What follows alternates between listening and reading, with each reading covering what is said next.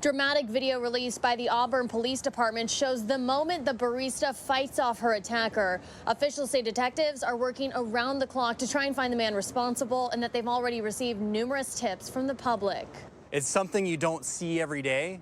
A typical Monday morning on Auburn Way turns into a nightmare. And it really grabs people's attention, and we want this guy caught. The owner of the shop asking KOMO News to not release the name of her business in protection of her employees. They are in vulnerable positions because usually they're by themselves at early hours in the morning when it's dark outside. In the video, you can see the female employee handing the customer money. Within seconds, his hand clings onto her wrist, pulling her into the vehicle. The barista able to fight him off just in time. You can tell that he put some thought into this plan. He had the zip tie, he grabbed the arm. It's very concerning and it's very alarming. An important detail to note, the tattoo on his left arm. That distinctive tattoo is huge. Clear as day, very helpful in identifying who this is. We also get a pretty good side profile. Police say the truck they are searching for is a dark gray or black Chevy Silverado. We're looking at traffic cams to and from the scene, video in the surrounding areas. We're taking all the evidence we can possibly find to get any better identifying images for this pickup and this person.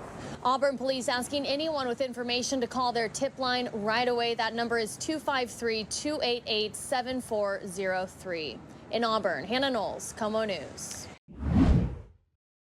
Good morning. Well, we know 2 people are dead and a 15-year-old is recovering in the hospital this morning after a deadly crash here in Tacoma. You can see behind me the rubble, which is really just scattered across the scene, which includes a torched Kia there. Police tell us that that car caught fire after slamming into that pole.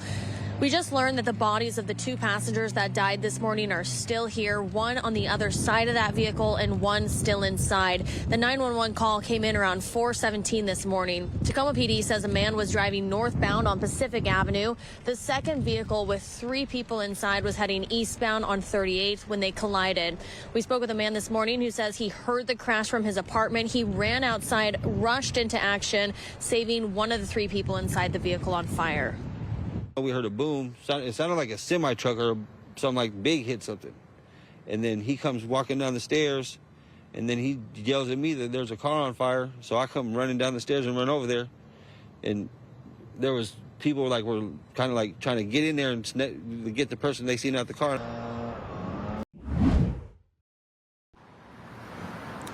Yeah, Preston, well, people say the area near this intersection where police say the crime happened really has been problematic lately. SPD says the man was walking in the area when his backpack, his cell phone, and other items were stolen.